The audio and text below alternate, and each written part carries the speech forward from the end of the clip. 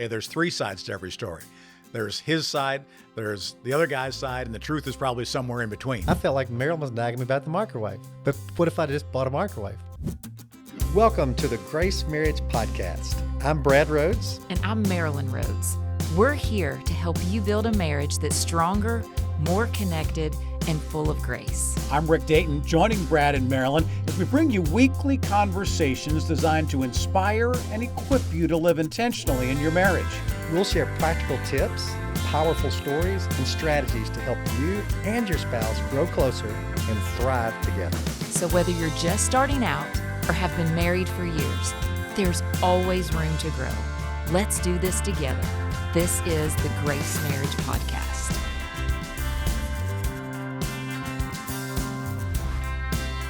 I think it was Kenny Loggins who once said, playing with the boys. It was in Top Gun.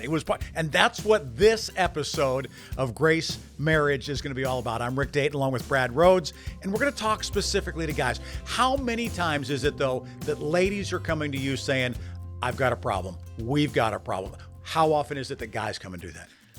More often, the ladies feel they have a problem and the guys feel there's not a problem. That's not always the case, but more often than not, the man feels better about the marriage than his wife. Is it because he's not paying attention to it the same way? I mean, you and Marilyn talked, I think it was the very first episode that we did. You didn't think there was a problem at all. You were working like crazy. I've lived in all different parts of the country. I was brand new in a TV job. I had 1,000 people that I was around. I was doing newscasts. I was reporting all things.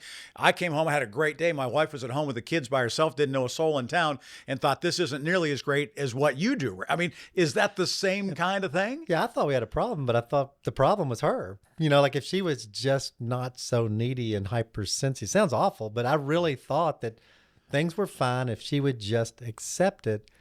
And I've learned over time, when you don't listen to your wife's cries for more or cry for greater connect, it's really dangerous. So when somebody comes to you and it's just one of the couples, is your response different than if both come together? It is. Usually I have them both come in to talk to them because there's two sides to every story, and I feel like it's really difficult to counsel unless I hear in detail from both sides. And I like to watch them both share and watch the body language and reactions from both. But I do. It's interesting to see the different perspectives they have in marriage. It's interesting because as a journalist, we always say there's three sides to every story. There's his side, there's the other guy's side, and the truth is probably somewhere in between. Oh. And the reality is that everybody colors their truth, or that they see it through the lenses of their own eyes or their own glasses, right? For a long time ago, I met with them separately. I met with him and I met with her separately, but got the whole story. And I said, this can't be the case. It would be too big a coincidence for the two worst people in the entire world to actually marry. To be married. I said, this can't be true. Yeah. So when you then sit down and as you begin, take us sort of through that process, and let's look at it from a man's perspective. We talked about playing with the boys, right? What is it? I mean, is it a matter of, she just feels like every time I ask him, he just doesn't do anything? Is it a matter of, I always feel like she's nagging at me, or she always feels that he's nagging at her to do something his way rather than the way she? What are those commonalities? A couple of the commonalities are, one is non-responsiveness. It's like, I ask for something, he won't do it. What I want is not a priority. Another is I just don't feel connected to him. He really doesn't listen to me much. He really doesn't share much. I feel isolated from him emotionally. I feel like we're strangers in the same house. I feel like he doesn't want to connect with me. Another commonality is I feel like he's not into me anymore. He doesn't pursue me. He doesn't date me. He doesn't compliment me. So what happens is those commonalities create a feeling of isolation and loneliness in the wife. And because oftentimes the husband doesn't feel as isolated and lonely, he doesn't realize the critical spot he's often in. So give me an idea of this non-responsiveness. You once told a story about a microwave at your house that I think is a great illustration. Share that. Well, it was early in our marriage and our microwave broke. And Marilyn goes, would you get us another microwave? Well, literally, we went 3 months without a microwave. It took us 40 minutes to warm up leftovers. Because you didn't have a microwave. Yeah, we didn't have a microwave. I mean, literally, it was a 15-minute Walmart stop to pick it up. It's just I did not prioritize what she desired. And it made sense, but life just took over. I'm busy at work. I come home and I just wasn't being intentional. Now, it hurt both of us, but it didn't. Oftentimes, we don't make what our wife wants primary. One author that I really enjoy says one of the things he does in his marriage is whatever his wife wants immediately goes to the top of his list. So if she says, hey, can you help me put down mulch this weekend? Saturday, you're going to be doing mulch if you follow what this guy is saying. What does that communicate? What does it say from him, and what does she hear? It communicates you're important. It communicates you're important, and you're my most important relationship. So when I'm in the law and you're my client and you call me and I don't call you back for 2 weeks, what does it communicate to you? I need a new lawyer. And are you an important client to me? Not at all. No. Yeah. You reach out to me. I don't reach back. I'm non-responsive to you. You're like, I want another lawyer. I want somebody that my case and I'm important to. And what happens in marriage, when you send the message that what you want is not important by putting things off, not doing. Now, I get it. It's easy to do. There's so much to do. It's so easy for your spouse's desires to get lost. So what I do is I make a list in the morning. I ask Mary, what are the top 2 things you want me to do for you today? Usually they don't take more than 20 minutes. And I do them each day. And then she feels like, A, I'm interested in what she wants done. And then I try to follow through. So you physically will ask her and you actually will verbalize, what are the 2 most important things that I can do for you today? Rather than, you're not trying to read her mind, but it may not be something that you talked about the day before. You start the day that way. We both do that. So Marilyn asks the same thing of me. Is there anything I can do for you today that would be helpful to you? Ask her the same thing. Does that mean, hey, listen, we're gonna paint this weekend. Can you stop by, the store at Sherwin-Williams and pick up the paint for us? Is it that? Or is it emotional things? It's used for that. For this particular thing, it's not as much an emotional thing. We do have other rhythms that help us stay connected emotionally. Yeah. This is to make sure that we're working together well in our family, and what's important to Marilyn's important to me. And for me, it's a lot easier when she says, Brad, will you stop by Lowe's and pick this up on your way home from work? Yes, and I do it. Boom. Would you please spray for weeds tonight before it gets dark? It looks terrible, actually, yesterday. Yes. Yeah. So it's a matter of just working together, and then animosity doesn't build up, because that's where it goes from a problem being non-responsive to maybe nagging, right? Yeah. The next step is, boy, I've heard about this 3 days. Well, if you would have done it a week ago, you wouldn't have heard about it the 2nd, 3rd, or 4th time, right? Yeah, I felt like Marilyn was nagging me about the microwave. But what if I just bought a microwave? Never would. Yeah. It might have fixed the problem. Right. But what happens is, a lot of times non-responsiveness leads to nagging, because I can't just ask him once. I've got to ask him 10 different times. And that's so frustrating. And it sends the message that what you desire of me is just not important. And what other people desire of me is more important. And when somebody sees you doing a lot for other people, a lot at work, a lot of that, and I can't get you to do anything to help me, it's not a good relational formula. You mentioned that there are some people that you have known in your lifetime that were very generous, very philanthropic. They did so much for other people. I think pastors sometimes fall into this, that they are always shepherding the flock, that sometimes they forget about the 5 sheep that are at home, right? That they are pouring so much of themselves out into others that they don't do it for the others that are closest to them. It's an interesting dynamic. Some of the most generous, servant-hearted people that do anything for me are very non-responsive to their spouse. Why is that? It's a good question. I think part of it is Are they exhausted from what they did all day that they can't give any more? I think that's part of it. And part of it is too that they feel significant, they feel useful, they feel important to others by doing things to others. And for some reason, husbands are usually more rude to their wife than anybody else in the world. Oftentimes they're less servant-hearted to their wife than anybody else in the world. And we flip that. I'm kinder to my wife and more servant-hearted toward my wife, anybody in the world. That flips the norm. That changes everything. And we obviously sometimes hurt those that we love the most. And the things that we say or don't say can be very, very painful to them as well. How do you go about thinking about somebody else before we think about ourselves. I mean, from the time that we are babies, right? We need to be changed. We cry. We need to eat. We cry. We fall down. We skin our knee. We cry. When we're adults, it's the same kind of thing. There still is a very self-centered, egotistical part of us as human beings. How do you start to rewire your brain or your day or whatever to ask somebody else about them first? Well, there's a passage in Philippians that says, consider the interest of others above your own. So if we're going on a date, how's Marilyn doing? What would she enjoy?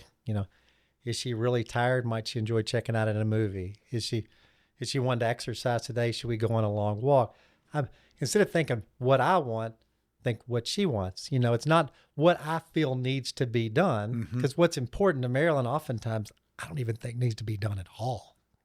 So I'm doing things that I feel, if you just ask me personally, I think this is really unnecessary.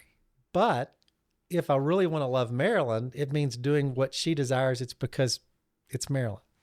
And having a discussion about the worthiness of said project probably doesn't get you to where you want to go as a married couple. I've had that discussion quite a few times, and I've yet to find one really that helpful.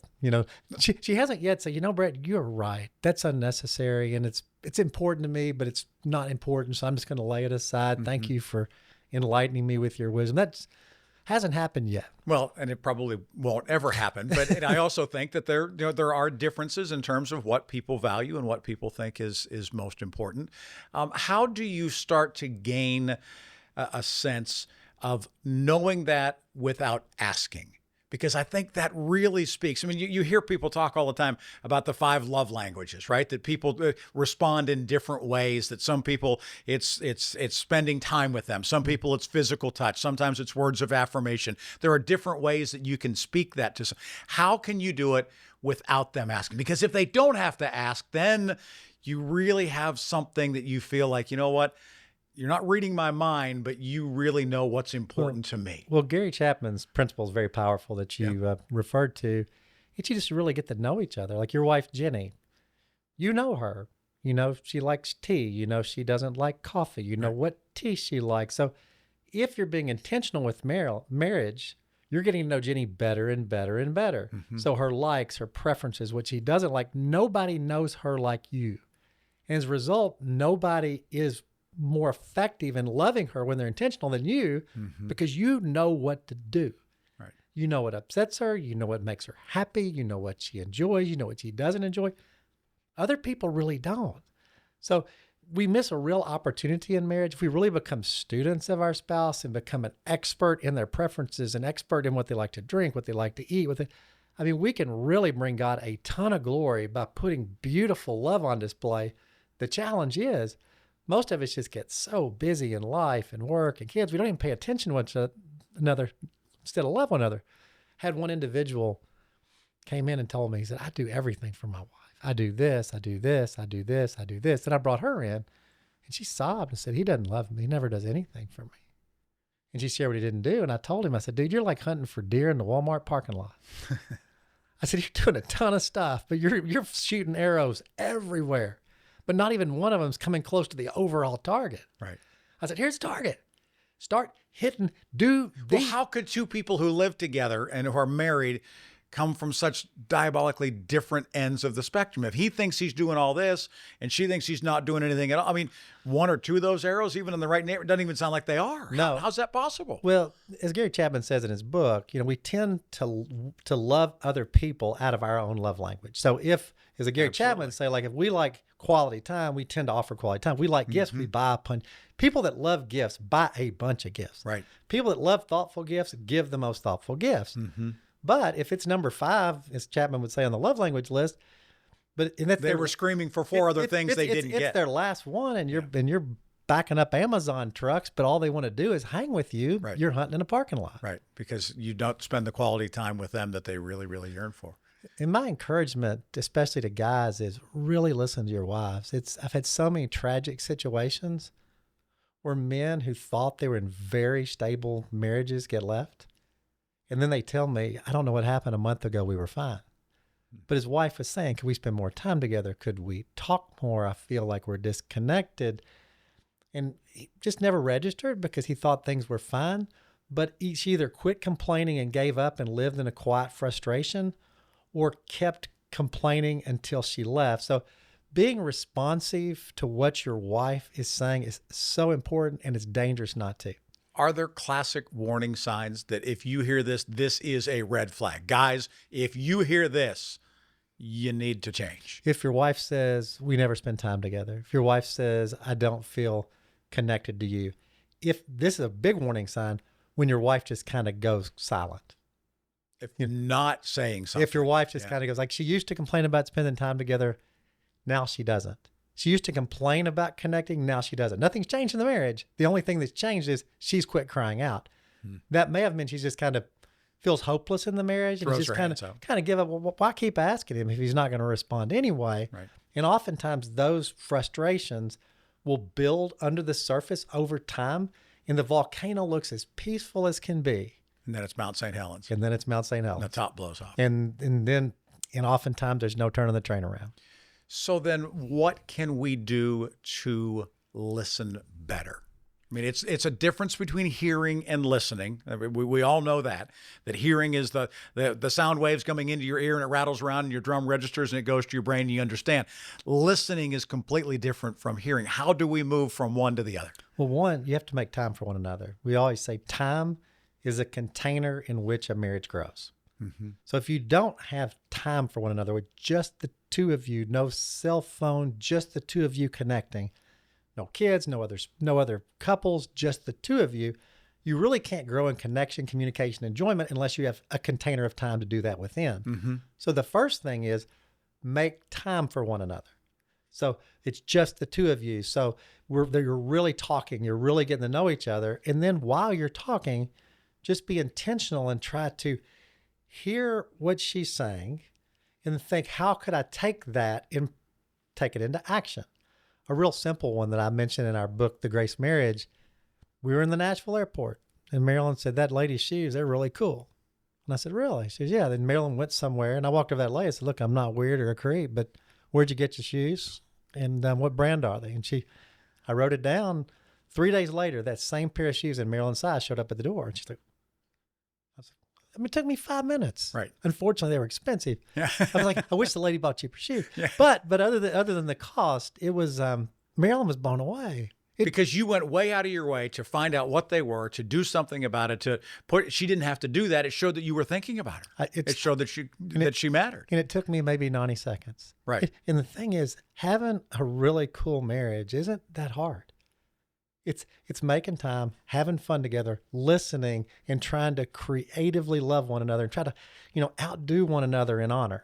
And when you have that type of marriage, it brings glory to God. 'Cause people see it like, that's pretty cool. I mean, that looks fun. That's beautiful. That's sacrificial. That's creative. That's loving. We say, hey, you're describing a lot of characteristics of my God. I'm going to give you a true, false question on a quiz right now. All right. You have to respond true or false. It's been said that frequency leads to more intimacy, not necessarily from a sexual standpoint, but in terms of a relationship, that frequency, the more often you do something, it leads true or false? True. Always? I mean, do you feel that is across the board true? Well, if somebody's toxic and they can't talk, I mean, literally any little thing just blows up into a fight. Right. And you say, okay, we're going to force you to spend 2 hours a night together. All it's going to be is it's going to be 2 hours of fighting. 2 hours of right. Fighting. Assuming you've developed listening skills, communication skills, conflict management skills. True. Right. If you're the fool that loves their own opinions, according to the Proverbs, if you're harsh, you're not a good listener, you're not a safe place. Right. No, more time together won't necessarily help. But if you don't have those really difficult things about your marriage and you spend time together, yes. I mean, if Meryl and I go any period of time without spending much time together, we start feeling a distance between one another. Mm-hmm. We start feeling like two people in the same house just trying to get everything done. So we have to take time where it's just the two of us developing intimacy, not just the physical. And busyness is another one of those things that can rob that intimacy as well, right? I mean, the folly of being busy, it can lead to so many other downfalls. Well, it's the prioritization of productivity over relationship. because we're going to die with the list. And there's always more to do than we have time to do it. So if you're trying to get everything in order to have time for one another, good luck. Couples that try to find time together never find time together. Couples that time block and say, we're going to schedule our life around our marriage, not our marriage around our life, they thrive.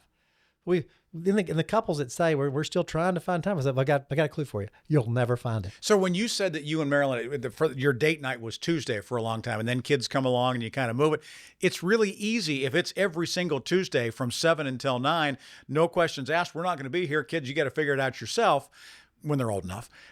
As opposed to, well, the kids come along, now it might be Thursday and it might be the following Friday. So now we're on to an 8-day cycle or a 10-day cycle because it's not always on Tuesday. Yeah, and it is simpler when you can always pick one day and do it every week. However, for us now, we don't do that, but we do it every single week. I've heard, I think in the book Atomic Habits, it says it's easier to do something 100% of the time than 90% of the time. And we've decided 100% of weeks, we're going to spend at least 3 to 4 hours, just the two of us. Now, may that be on our back deck? May that be walking by the river? May that be all kinds of different things? Yes, but we know we can't have a great marriage unless we spend time just the two of us. You can't have a close walk with God and spend no time with God. You can't have a close relationship with your spouse and live a busy, chaotic life with little time together. And sometimes we think more about something that one of our golf partners would think is fun or funny, and we send that to them in a message, and we would never take the time to do the same thing to send to our wife. And the neat thing is, so early in our marriage, something cool would happen. If I was very close to my dad, very close to my brother, they were law partners, very close to friends, I would talk to them a lot. A lot more than I did Marilyn. And frankly, I probably would enjoy doing things with them more than I enjoyed doing with Marilyn. Now, when I started spending time with Marilyn, talking to Marilyn, it quickly transitioned that I would way rather spend time with Marilyn than anybody else. Yeah. But it's even family. But it's where I started putting my time, and you'll find the more time you put toward one another, the more affection it gets, the more you know each other, the closer you feel, and the more time you want to spend together. A good way to not want to spend time together, Don't spend time together. Yeah. And a good way to want to spend time together, do it a lot. Like, I look forward to spending time with Marilyn each week. It's not like, oh, great, here's our date night to check off the list. I've got to spend time with Marilyn. No, it's who I want to be with. So before we go, let's just recap some of those warning signs that if you hear these words coming from your wife's mouth, you need to be, heads up and paying attention. Just to recap that, what are the things you really need to listen for? I wish we talked more. I wish we felt more connected. I wish we spent more time together. Or, like one of the signs I mentioned was when the complaints stop. When the marriage hasn't changed, but the complaints have stopped.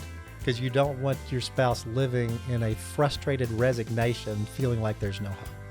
Just trying to give you some more pieces of information so that you can make better decisions, that you can live a marriage that is more along the lines of what God has designed it to be. Grace Marriage and gracemarriage.com has a lot more resources too. Check out the website. You want to see that. It's another way that you can learn much more about what's going on. And we will see you next week on the podcast with Grace Marriage. Thank you for joining us on the Grace Marriage Podcast. We really hope you're feeling inspired to take intentional steps to grow in your marriage. If you enjoyed today's episode, please don't forget to like, subscribe, and share it with a friend. Your support helps us spread the message of grace and reach even more couples. And if you have a moment, please leave us a review. Your feedback means a lot to us and helps others discover the podcast. To learn more about how you can grow in your marriage, visit us at gracemarriage.com. Keep building stronger, grace-filled marriages. We'll see you next week on the Grace Marriage Podcast. Until then, keep growing in grace.